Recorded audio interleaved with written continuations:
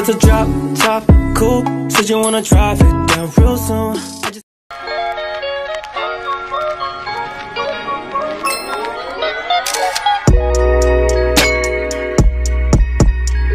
Hello mga ka-GNC, another travel goal na naman nga tayo.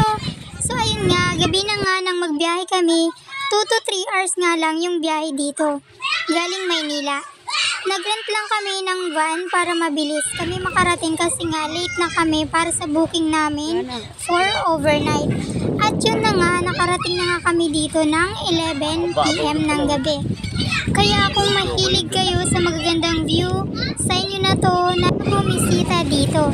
At yun na nga, medyo madilim pa, kaya hindi pa namin masyadong na-enjoy yung views. Kaya naglakad-lakad muna kami at inantay namin na magpakita si Haring Araw.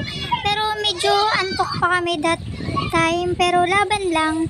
At yun na nga, at binili niya ako ng kwintas na gawa sa mga shell. At ayun nga, nagpiling island girl na naman tayo.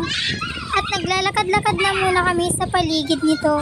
At yun nga, at umupo muna kami at habang pinagmamasdan ang kagandahan ng karagatan at ang paligid nito. Ayun nga, at nagpakita na si Haring Araw, kaya sobrang ganda ng view. Kaya nag-video muna kami at ayun nga. At yun nga, perfect na perfect munang magmuni-muni habang wala pang masyadong mga tao kasi baka mamaya madami na yan magsisipuntahan. Kaya habang kami lang muna yung nandyan sa island, ayun, nag-take a moment muna kami. At ayun nga, at sa aming paglalakad-lakad nga ay ang dami naming nakita ng mga buhay na starfish at mga sea cucumber. And if you find a Filipina and she find you better keep her, cause there ain't nothing like a Filipina girl.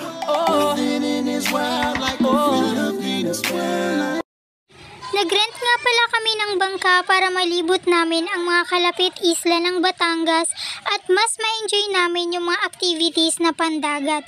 So yung rent pala ng bangka is 3,500. Kasama na dyan at may libre na din itong mga life vest para kung... So ayun, after ilang years na hindi ako ulit nakasakay ng bangka, sobrang nakakapanibago talaga. Tapos yung mga alon, as in sobrang nakakatakot talaga siya, pero at the same time, habang patagal ng patagal, may enjoy mo na lang talaga yung mga alon. Sobrang laki ng mga alon dyan, parang kalma lang siya dyan, pero grabe, ang alon dyan, humahampas sa mukha namin. Hindi pa kami nakakarating dun sa pupuntahan namin, basang-basa na kami lahat. At ang una pala naming pupuntahan ay ang Little Boracay. And here we go! Welcome to Calatagan, Batangas, dito sa kanilang famous tourist attraction. So, gumala na naman tayo at mala Boracay nga, ang ganda talaga dito. Ito ang tinatawag nilang Little Boracay. First time ko nga makarating dito, kaya sobrang namangha talaga ako sa sobrang ganda ng dagat. Sobrang linaw ng tubig, puting-puti yung buhangin. At bumili nga ako ng sea urchin kasi sobrang curious ako sa lasa nito. At ayun nga, tinikman ko na siya. Grabe, di ko nagustuhan yung lasa. Kaya binigay ko na lang dun sa mga sama ko. Ang Little Boracay pala, hindi siya tabi ng dagat. Nasa gitna pala siya ng dagat. At yung white sand na tinatapakan pala namin, ang tawag pala doon ay sandbar. Yung sandbar pala na yun ay lumalabas lang kapag ito ay low tide at mababaw lang ito.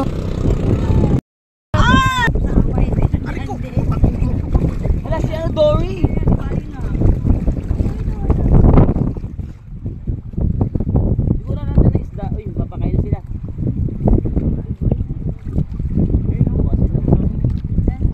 Pagkatapos ko nga magpakain ng mga isda sa gitna ng dagat, ay bumaba muna ako at nag-decide muna ako na magbabad at maligo kahit sobrang lakas at ang lalaki ng mga alon. Ayon kay kuya, nasa 20 feet ang lalim ng tubig na yan. At yun, mukhang ako lang yung nag-enjoy, yung mga kasama ko hindi mo bumaba. At yung paa ko niyan, kinakagat-kagat ng mga iba't ibang uri ng isda, kaya sobrang ganda talaga. Kailangan mo lang mag-ingat kasi, naku, sobrang lalim talaga niyan. Sa baba pala niyan ay makikita mo yung mga tahanan ng mga isda, yung mga corals. kasi sobrang linaw ng tubig. As in, masilayan mo talaga yung iba't ibang uri ng isda. At habang pauwi ay nagpakain ulit ako ng mga isda kasi nag-enjoy ako, sobrang dami talaga. Pag naglaglag ka talaga ng tinapay doon or kahit anong food, maglilitawan talaga silang lahat, lalapit talaga sila doon sa bangka. At dito na nga nagtatapos ang nakakapagod na gala pero sulit. Hanggang sa susunod, bye-bye!